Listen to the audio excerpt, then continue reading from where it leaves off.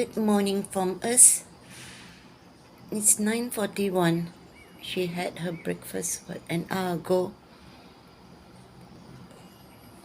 I'm still having my coffee. No. No. I just opened the balcony door. Okay. She goes down, it's okay.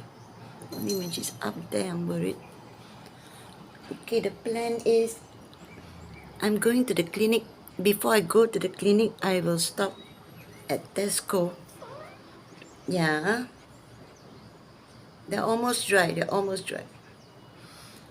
Withdraw some money and then get some coffee while I'm there. She's down there, it's okay. And then we'll go to the clinic, maybe get an injection or some strong painkillers. So that's the plan.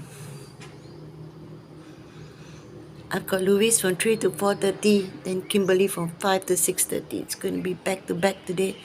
After that, I'll be free. I can sleep early tonight. I've got the containers ready for Daddy. He should be here now. 1:30. I should be back by then.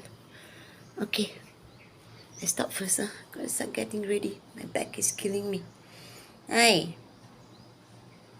Hello.